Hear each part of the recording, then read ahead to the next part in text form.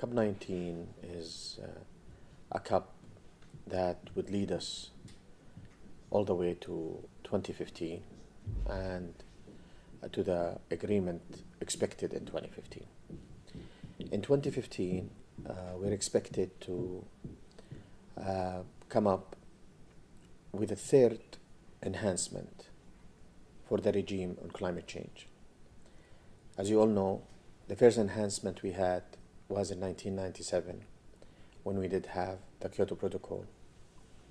And then a second enhancement was when we started in 2008 to also enhance the Kyoto Protocol. But everybody knows that we did not come to conclusions in Copenhagen on that enhancement. Then the parties have started a new process to build a new convention with a different approach. And the new approach is called a bottom-up approach.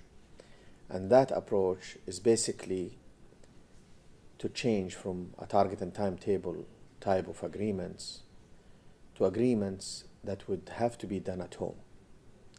And then as we go in time, and as we understand the different circumstances of different countries and their priorities, then we build up to a future agreement. Now, the first step in that agreement is basically going to be in Paris in 2015. And this is where they agree. But that agreement will not start until the year 2020. And then at that time, we would have our third enhancement of the regime. The interesting thing about that third enhancement is that you will have in it developing countries taking also some kind of actions to help also in addressing climate change. So this is what's so interesting about this. And to build for that, the road for that starts here in COP19.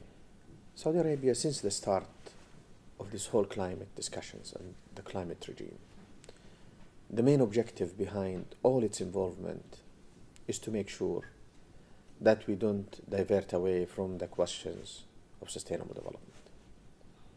Sustainable development is a concept that we have all agreed on in 1992 in Rio. And basically that concept is built on three pillars. Basically, economic development, social development, as well as environmental protection.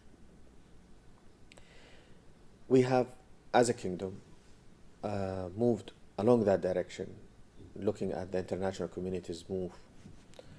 We moved and we have done a lot of work in that area. We have really done so much in building sustainable development in the kingdom's development.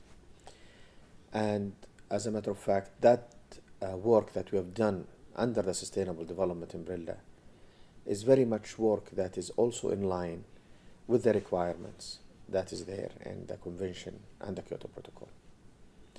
Even before we come to COP19, Saudi Arabia already took the strategic decision to look at its economic diversification, since the economy of the kingdom would be very much impacted by policies and measures that will be taken by climate change. So the kingdom, in the basis of that, have started before coming to this COP. In 2005, the kingdom became a partner in the carbon capture and storage. And then later on, we have also started a program on looking at the energy efficiency. A third area that we have looked at is carbon management.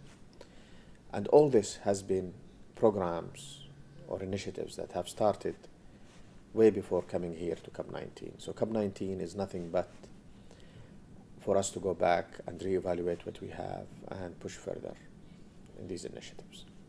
The expectation that in COP19, parties would have to have an initiative or a decision that they need to go back home and do national consultations on how they want to move forward in the future agreement in 2015. If that decision is made in here in Warsaw, it means we have a lot of work at home. We really need to go back home. We really need to bring in the sectors, all the sectors, and we need to discuss with them our plans and the way forward on how we want to deal with this agreement and all its requirements for the period beyond 2020. So we do have a lot of work, as a matter of fact, between now and Peru. And we want to make sure that that work is, number one, is contributing to the convention objectives and its work. But number two, is also in line with our priorities, our national circumstances, and as well as our programs that we have. Both in all areas, whether it is mitigation, adaptation, or even response measure. We want to look at all these issues in an equal basis.